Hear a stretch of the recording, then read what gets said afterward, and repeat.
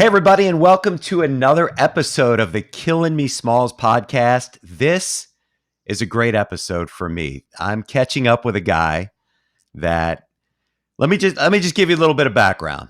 I got out of college and was a television sports reporter, and I got my big break less than a year later, and that was to be the producer and reporter and sometimes host of the Dean Smith and Mac Brown TV show. And coming in as a freshman that year was a guy named George Lynch, who's sitting right here. And he also played for the Lakers and the Sixers and a bunch of other stuff, and is a guy I consider a friend. And I'm so excited to have him here. George, welcome to the Killing Me Smalls podcast. Thanks for having me. Love to be on there. Killing me, Mike. Look what I dug up, man. This is you and me right before the Final Four in 1993, right before heading Oh down yeah, there. that's great memories right there. That's a good V-neck I had on. And we You both said it, not me. might be a little bit younger back then. So George, I remember, obviously one of the coolest parts about that job was I traveled with the team. I went on every road trip with you. I remember we were in the Canary Islands and we were so sick of the food. I think it was Thanksgiving. We all went to McDonald's. You remember that? Oh yeah, yep, That was yep. big. But and we had a lot of fun. But man, you played in a huge game, one that is memorable. It's talked about all the time, and that was the 1993 national championship game against Michigan. You had that monster dunk that was on the cover of Sports Illustrated, and that was the game that Chris Webber called the timeout. What do you remember Yeah. now, 27 years later, looking back at that? Well, is for us that season was almost the perfect season for us because you go back and look at each game that we lost. We lost 4 games that year, Yep, and one of them was to Michigan in Hawaii in Hawaii. on a last-minute And shot by Jalen Rose. yep, last Yep, minute tip in. yep. And if you ever watch the Dean Smith practice, he always focused on the details. Um, and that practice, well, throughout that year, even my younger years when I first got to Carolina, I think back on some of the lessons that Coach Smith taught me. Coming out, I was an offensive rebounder. That's what I was known for, Hmm. and I never boxed out in practice. And Coach Smith used to get so mad at me, even when I got the rebound. If I didn't box out to pursue the rebound, he made me run. He would put the weight vest on, and he pulled me into his office one time, and he was like, "George," and you know how Coach Smith talked. Yeah. Guys always crack jokes. Even me and Matt Doherty, we did a show, and he even emulated Coach Smith voice. George, if you're My not gosh, here George. anymore. Yeah, yeah. So it was one of those voices, and he wasn't the biggest man, No. but his presence, you thought he was the biggest man in the Oh, building. he scared the crap out of you. He got mad at me Oh, one oh yeah, time, called me in his office. It was not a good day. oh yeah. I got a lot of come in the office stories too. Yeah. So he pulled me in his office and he was like, George, if you can't box out, I can't play you.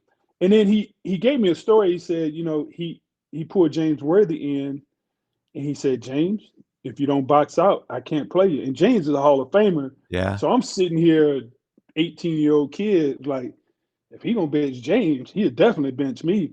But James broke his leg right after he had that conversation. So he was like, look, I don't want the same thing to happen to you, but if you're gonna play for me, you got to box out. And so those little teeny lessons that uh, he was trying to teach us, uh, you know, we didn't box out Jalen Rose in that game in Hawaii. We lost that game, and there was leading up to those years, and I look back, and it was early, right before the end of the ACC tournament. If you ever watched Coach Smith practices, he had practices where there was he would break he called it Yep. situations. So he would put the blue team up 8 to 10 points, and we would be down the white team, and we either had to get back in the game or tie the game or take the lead. So, of course, the first team was Donald Williams, Derek Phelps, myself, Brian Reese, and Eric Montross. Mm-hmm. So we making this push to get back into the game. And our second team was no slouch. I mean, they had, Pat Sullivan, Matt Winstrom, Salvadori, Scott Cherry, Henrik Rodel uh, that year. And to give them 10 to Which 15 would be points. which would be a top 20 team. Just Right. those five And, guys would be a top 20 team. yeah. And you give them a 15-point lead with 2 minutes and say, all right, y'all get back in this game. And no timeouts. So we making our way to get back into the game, and this was a practice. And of course, it's at the end of practice. So, and you got to run if you lose. We ran for everything we lost. Everything was competition. So as we making our way back into the game, Donna Williams steals a loose ball, 50-50 ball. He dives on the floor. Everybody's running to him, like trying to tie him up. He calls a timeout. Now, back then, you could practice for 3 hours, 4 hours. Coach Smith was going to keep you in the gym until you got it right. And we had already practiced 3 hours. It was like, look, we trying to win this game and we not trying to run. So Donald calls a timeout. Coach Smith puts us on the end line after a 3-hour practice, makes us run more for calling a timeout that he says, these are my timeouts. Nobody calls a timeout unless I tell you to call a timeout. So we learned this was in Steve November, Fisher didn't do December. that. Right. Yeah. So this was in December. We running because a player called timeout in practice. So go to April 5th. We in the Final Four, championship game. All the stuff that happened before that. And I tell people, like, Coach Smith gave me the freedom to just go trap whenever I saw the back of a teammate's jersey, not a Yeah. back of a teammate, opposing team's jersey. And of course, we had Montross back there. Mm-hmm. Nobody's just going to the rim freely on Montross. So a few minutes before that Chris Webber timeout. Traveled. Yeah.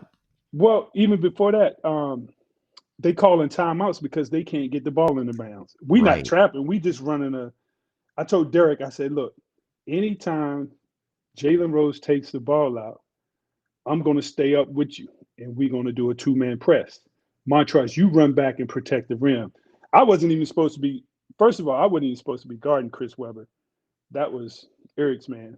So Eric runs back to protect the rim. My man, Juwan Howard, takes off. I know that if anything, I can guard Jalen Rose one-on-one. I can guard Chris Webber one-on-one. That far from the basket, I can guard Chris Webber. Mm-hmm. And Juwan Howard is going to run down, and I'm fast enough to get back to him. And then Chris Webber's, he wasn't really shooting trail threes. So it was one of those situations where Dirk and I just Different worked game it back out. then. Right. And so to get to the point was they burned 1 or 2 timeouts trying to get the ball in bounds because they wasn't organized. And so they burned the timeouts, and we go back to the huddle, and Coach Smith telling us that was their last timeout. We come back on the court, it's 60, 70,000 people watching the game. Everybody's screaming. Game is on the line. I heard timeouts myself. So whoever was calling timeouts coming up that sideline, I think even though Coach Smith would have drilled it into us, nobody called a timeout. I would have called a timeout in that situation myself. So it was a lot of pressure on a young team. You ever bump into him in the NBA and talk about it? Well, because I saw the media, how much flack he took, how disappointed he was. And they talked a lot of trash about how good they were. They were better than us. Yeah. Yeah, they had more talent. They talked a lot in Hawaii after that game. Right. And we had Dean Smith. And going into any game, any gym, I knew we were prepared if we stuck to our game plan and what Coach Smith put on the bulletin board. It wasn't too many games we were going to lose. And going into that game, Yeah, they were the Fab Five, and they had potential pros on their team. But they 1 through 12 on our team, we knew that we were the better team that night. You know, it's interesting looking back on that. You talked about you came in as an offensive rebounder, but you were starting in your freshman year. And I remember going, it was right when I moved to Chapel Hill. And, my office was right next door to the locker room. And so I used to go to watch those famous pickup games, which was one Hmm. of my favorite things to do. I mean, Michael Jordan would play and, you Yeah. know, James Ward, like all these guys would come back and play. And I remember, I just remember you going in there and holding your own as a freshman and grabbing every rebound and playing defense. I was like, this kid's going to play. And I will say this, a lot of people don't know this, your numbers hanging in the rafters, you're a lottery Hmm. pick. Um, but I've never seen, or at least in my time there, I'd never seen Coach Smith get emotional about one player. Hmm. And do you remember the senior banquet when he was talking about you? Yes. Uh-huh. He Yeah. cried as he was talking about you. I mean, think about that. Think about that all these years later. What you meant to him. You talk about what Hmm. he meant to you, but clearly, you had a special place in his heart. Yeah. Thank you. Thank you. Yeah, he was, I never expected anything. He recruited me like he recruited every other player that came Hmm. through Carolina. He didn't promise me anything. I didn't want any promises. A lot of times when I was being recruited and people knew Carolina was one of the schools on my list, they would say, well, you go to Carolina, you're not going to play. In my mind, I was like, I don't care where I go to school, I'm playing. And I Hmm. don't care who's in front of me, who's behind me. Uh, I'm going to do the little things. And I was taught. My stepfather used to take me to the gym, and I like to share this story because I have to give him a lot of credit for my success. Uh, when I was a youngster, I used to go to the park and play with bigger guys, older guys. And I came home one time, and I was like, "Pops, I don't like going to the park." And he was like, "Why?" And I was like, "The big guys don't pass me the ball." And he asked me, he said, "Can you play defense?" And I was like, "Yes, sir." He said, "Can you rebound?" I was like, "Yes, sir." He said, "Can you dribble?" Because he used to make me go to the store, dribble the basketball, going right hand, come back with my left. So although I guess I was a big kid, I always learned how to dribble the basketball, and all my cousins were smaller. So when we was playing one on one, I was always playing against smaller kids. And so I'm at the park with the older guys, and even if you go to the park and play pickup, you have to be good for the older Hmm. guys to pick you to play. So I Yeah. used to have to sit around and wait, and then when I got my chance to play, the older guys didn't want to pass you the ball because you were one of the younger kids. So he squashed that. He was like, "Look, you can rebound, you can play defense, you can dribble, and you can shoot." He said, "Play defense, get the rebound, dribble up the court yourself, and shoot the ball. Then you ain't got to ask nobody for the ball." So I learned that at an early age. Um, my high school team at Patrick Henry, I had great players around me. When I went up to Flint Hill and played for Stu Vetter, I had great players around me. So I always learned to uh, gel and figure out, okay, what's my niche. So when I got to Carolina, I wasn't a highly recruit. I was highly recruited, but I wasn't one of those highly recruited kids that said, I got to score the basketball. Yeah, I had people in my ears saying you need to shoot more, like every other recruit that comes through there. Mhm. But Coach Smith saw early that I would do the little things. I would play defense. I would dive on the floor for loose balls, and I would do things that help us win. Because I had Rick Fox, I had King Rice, Pete Chilcutt, Kevin Madden, Scott Williams when I came in as a freshman. Those guys wanted to shoot the ball too. Mhm. So I had to wait my turn, and I was patient. I think Coach Smith recognized that. He saw it, uh, and he once pulled me in the office, and he told me, he said, "You can be the best player on this team without even shooting the ball." So going into my senior year, I knew we had I remember that because you and I had a yeah. conversation. Because one of the cooler things that that I got to do. I don't know if you remember this, but when I was doing the player features one summer, you and I drove from Chapel Hill to Roanoke. You remember that? And we did a Yep. feature on you and your hometown, and where you got your hair cut and where you played Yeah. basketball and everything. Uh-huh. And I remember you telling me a story. This was before your senior year. You have to And pull that VHS out. yeah, it's somewhere. Um, I don't even know how to convert it anymore. But I remember you telling me that people were in your ear about, I got to shoot the three to make it in the NBA. And I remember you telling me a story where he called you in. It was like, you don't even have to. And you're going to be the best player on the team. And you're going to be a high draft pick without even Yep. worrying about that. Remember that? Yep. I remember that story you told. That was a great memory for me to spend all that time with you. And we had a good time. We did an up and back from Chapel Hill to Roanoke in one day. Yeah. Another thing I want to get into here is your time with the Sixers. And I do want to get back to Carolina because they play Duke next week, and I definitely want to ask a couple of Carolina Duke stories. But Okay. You were a big part of the turnaround. Larry Brown brought you in, and you broke your foot. I think it was Game 4 against Toronto. Yep. And you tried to play with a broken foot in the finals, and I still believe that if you were healthy, the Sixers had a real good shot. Oh yeah, I at winning believe that thing. if I was healthy, we would have won that series because, of course, they had Rick Fox and Robert Horry would probably been my matchups. Yeah, They and played Rick big went off in that too series. in those Yeah, first couple Rick had games.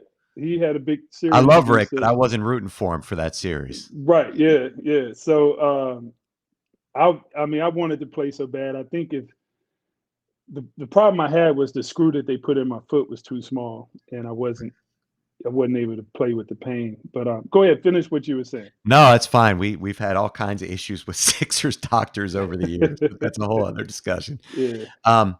I got to ask you though, before we go any further, Game 1, Iverson was unbelievable. Mm-hmm. Steps over Tyronn Lue. What did you guys say to him in the huddle after that? Do you remember? I mean, I know you weren't playing, but you were on the bench. Do you remember Right. anything about a conversation with him about that iconic play? Well, we saw it all the time with Allen. He has some to be so small. And I look back on my NBA career. I played with a lot of guys that were so-called franchise players or Yeah. considered not too many Hall of Famers. I mean, Irving came out of retirement, Magic, and then my first year there with the Lakers with James, who's going to be a Hall of Famer, and then Vlade Divac should be Yeah. a Hall of Famer one day.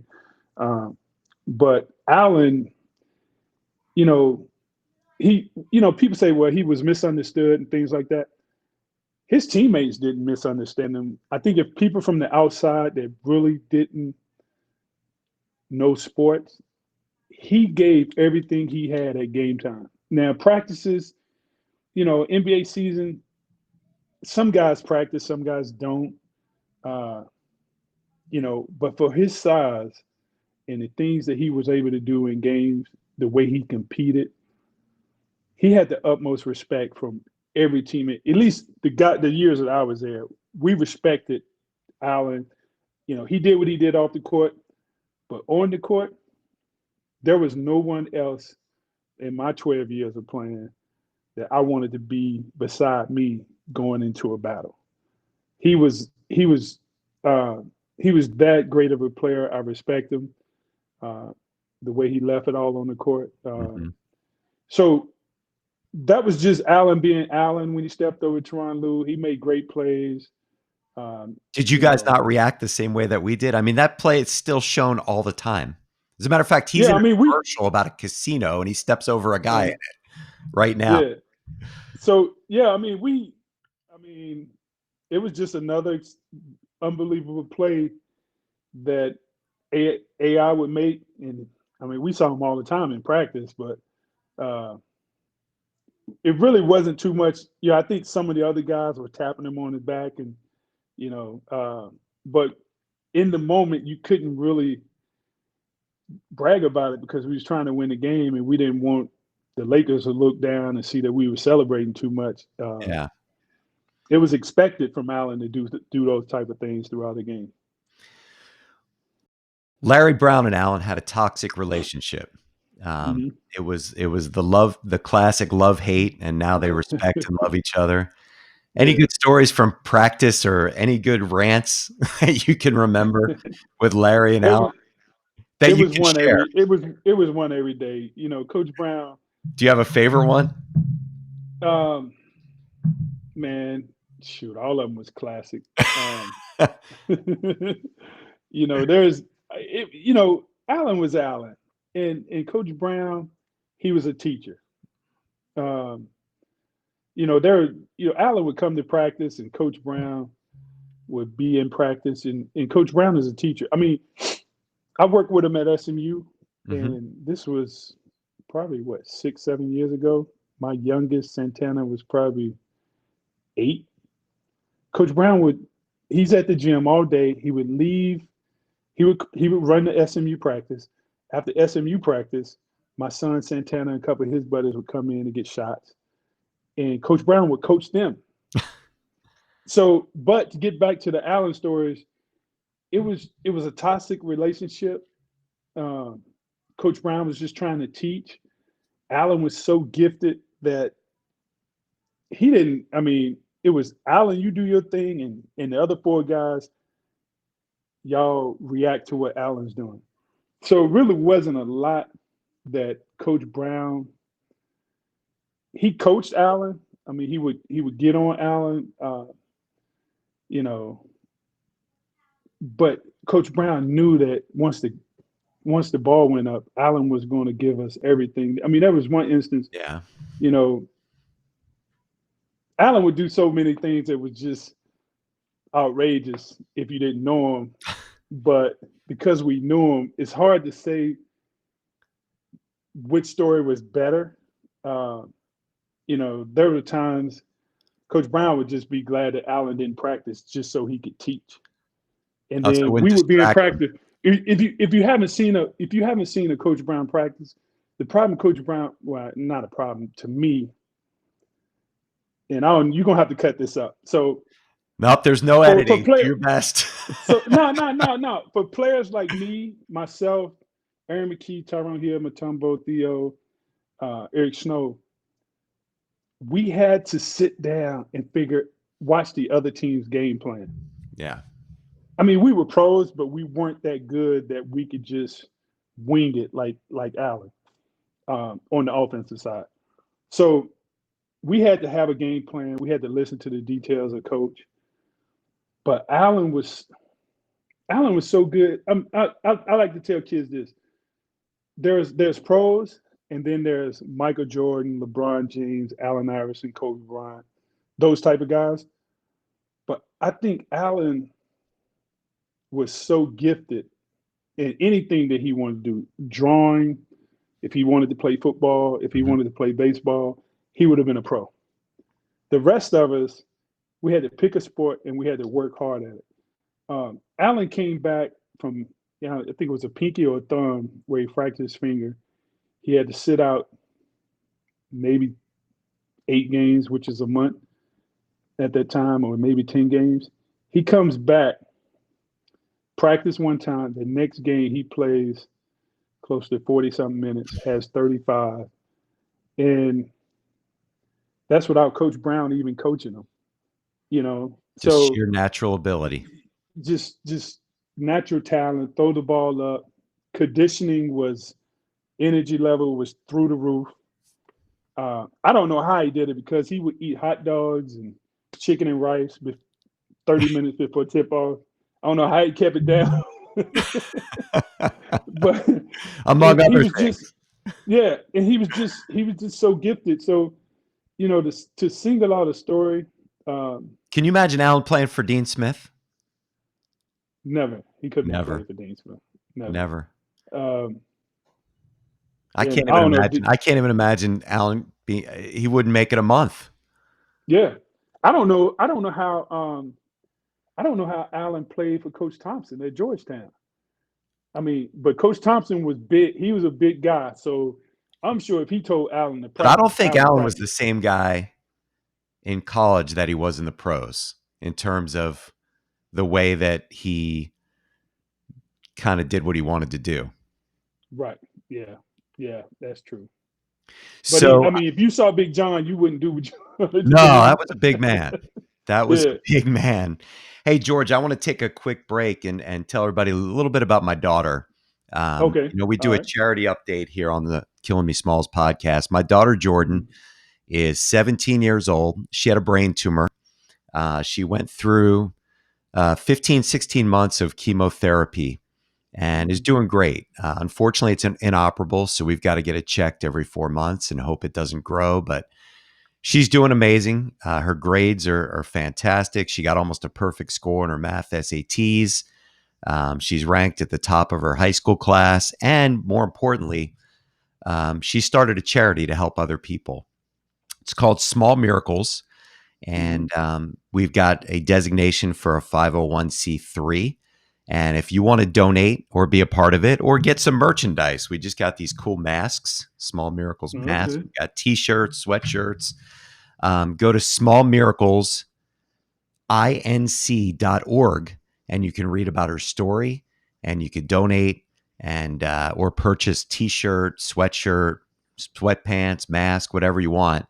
And all the money goes right to helping kids that are getting chemotherapy at Children's Hospital. We raised about $15,000 at the end of last year and brought all kinds of things to the kids that were going through chemotherapy. Her vision is to get some kids some iPads this year. So that's what we're trying to get. And it's all going to CHOP, all to those kids. Mhm. So thank you for Yeah, giving me a I moment definitely go on it. Yeah, I definitely go on and check out the site. Maybe get some. My daughter walks around in sweatpants, so she could there use you go.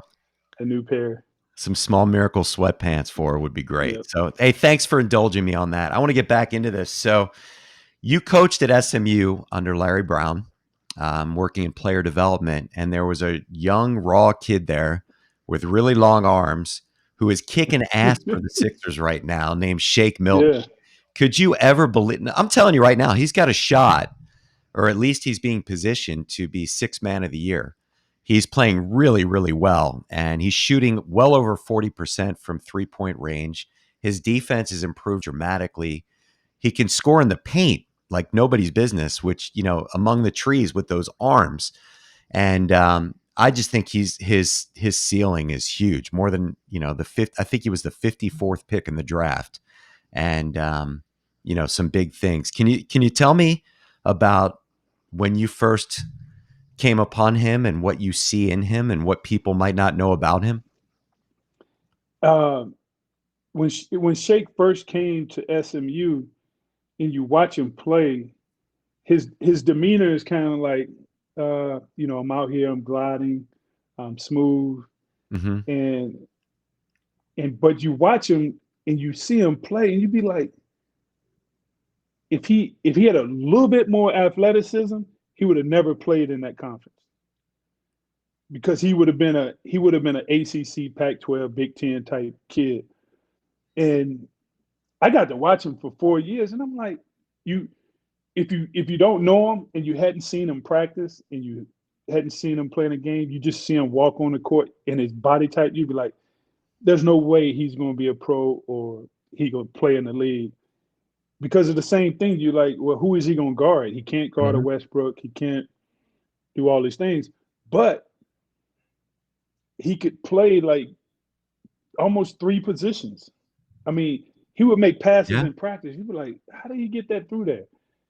Or how did he see that? So he he has the skill set and the vision as a top echelon college player, but because of his body, his legs kind of go in a little bit.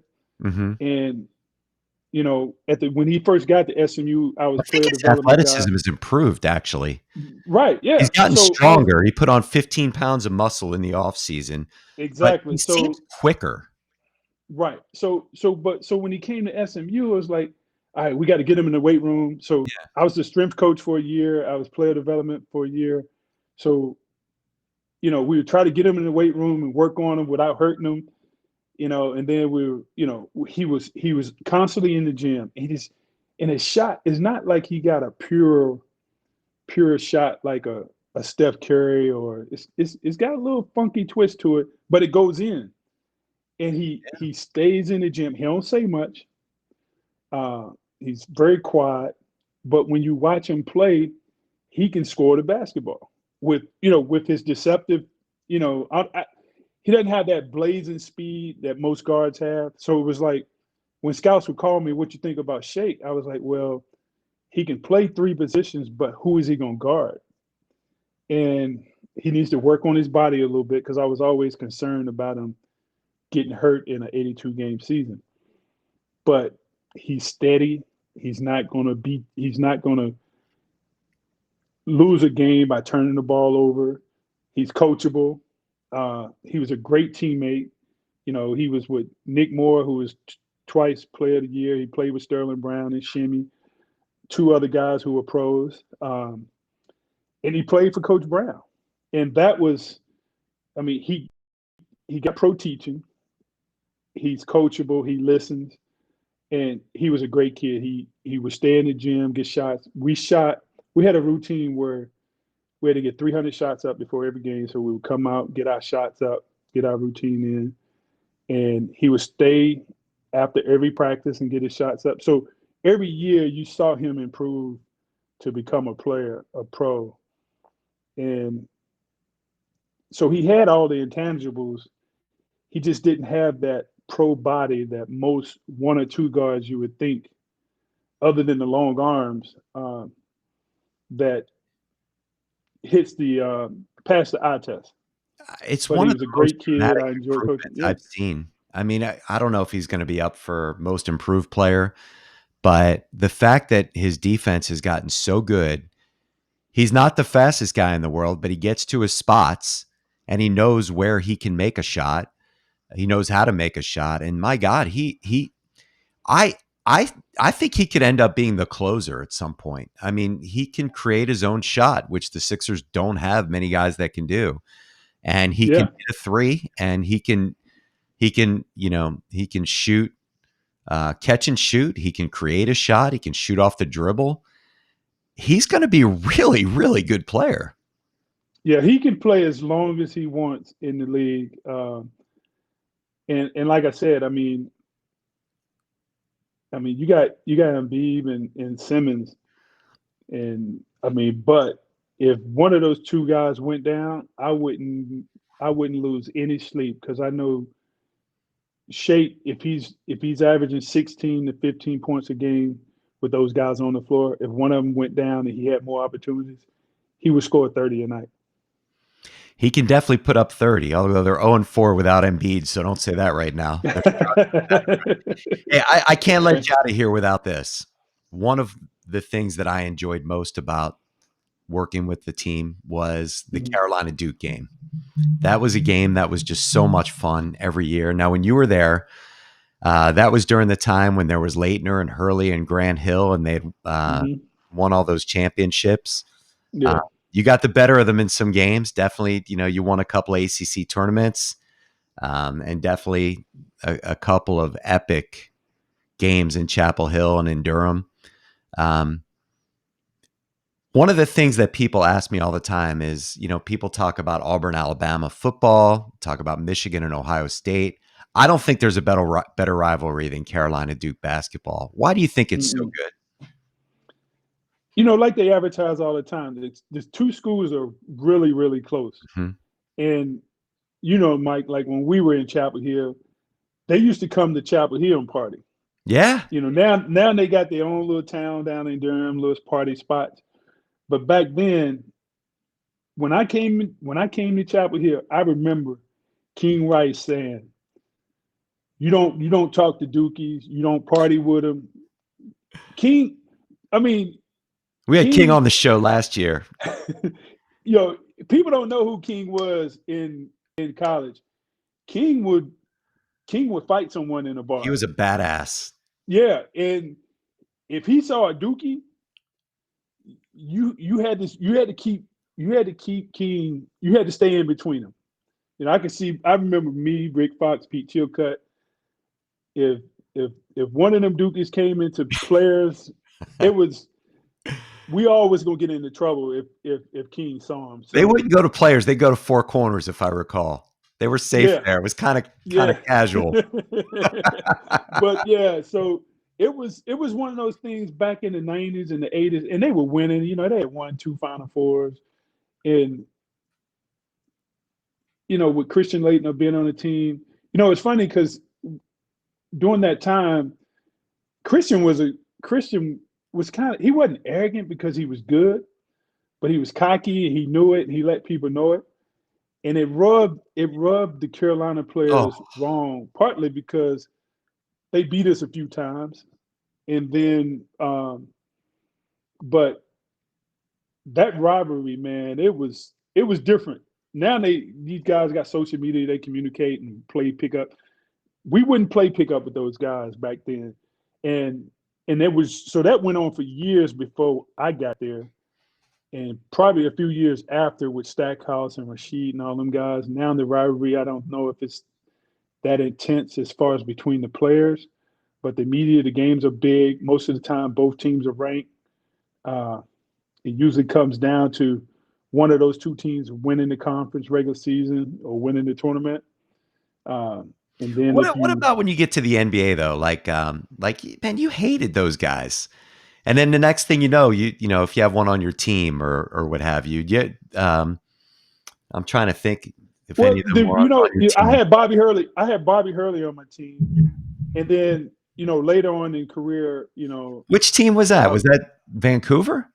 Vancouver, and then we were both on the USA team together that went over to in the That now ACC. when you're like that, when you're in that situation, do you guys sit in a bar and go, "Oh man, remember that game we played against Duke? Man, I hated you." Or Well, we what don't is a really bring up conversation the like that? we don't really bring up the game and the rivalry, but we have that mutual respect for each other because both teams won. Most of the time, all those guys were at the time they all wanted to come to Carolina and didn't come. Like Bobby wanted to come to Carolina, but he didn't because they had King Yeah, and Derek Phelps. I heard Grant wanted to come to Carolina, but he didn't come because Brian Reese and myself was there. I'm not I for heard sure that. if they were. I think with Bobby, legend has it that we were recruiting Kenny Anderson, and Yeah, Bobby's dad told Dean Smith, "Stop recruiting Kenny Anderson, and we'll come." And he said no, and we lost both of them. yeah, That's what I yeah, remember about that. I don't remember the Grant Hill story though. yeah. And I heard that Grant wanted to come, but we had Brian Reese and myself and whatever. But um, those guys are great. Off the court, the rivalry and the competition. Of course, we want to win, but Coach Smith never talked about wins and losses. Um, we always just tried to get better, and the bar was so high because we knew if we lost to Duke, the feeling on campus, it's like we let the whole campus down. It was 20 some thousand students. Yeah, If we lost to Duke, it rained that day, the sun didn't come out. It was those type of feelings. But I when you remember. beat them, it was like the world came to an end. And for an 18-year-old to have that type of pressure on them, to win a basketball game, it was I mean, you could if Carolina lost to Duke and you want to go out to dinner the next night in Chapel Hill, you're right. It's like a cloud, descended upon the town. I mean, the waiters are in a bad mood. The food probably sucked. I mean, yep. it's amazing what it did to the The town. girls were uglier in the They club. got uglier. Well, that was one advantage Carolina had over Duke with the girls. I Yeah. remember the Duke guys used to come on campus and say, Yep. that Yep. I'm sure that came up a few times. Although my daughter might be applying to Duke, so I probably should not be making these jokes. Well, if she gets into Duke, it's a great education, great school. That's why I said my wife asked me. She said if Mia Santana got a scholarship or got into Duke, would you let him go? I was like, yeah, of course. I mean, I would prefer them to go to Carolina if they got into Carolina also. But if Carolina didn't recruit them or they didn't get in and they got a chance to go to Duke, All right, then you I know, have your blessing. yes, yes, you got my blessing. George, I We can't would tell still you make a hey Mike. We would still make her wear the Carolina absolutely. underclothes Yeah, well, you got to underneath. go down there so you can make the 8-mile trip. It's no big Yeah, deal. We'll yeah, still stay at the Carolina Inn and There you go. George, I can't tell you how much I've enjoyed this. So great catching up with you. I really hope tell everybody how to follow you on Twitter. Yeah, my Twitter page. Well, my Twitter page is George Lynch Coach. I also have a nonprofit, HBCU Heroes, where we try to, because I coached 2 years at Clark Atlanta at a HBCU. They don't have the same resources that most Division I big programs have. We try to get the level the playing field for students at HBCUs. Hey, so I just want to let you know one more thing. You see that basketball behind me? I see it. That is a signed 1993 national championship basketball. It goes with me everywhere. It's my favorite team, my favorite season. And Thank you. I have you and many others to thank for it, my friend. Thank you for the time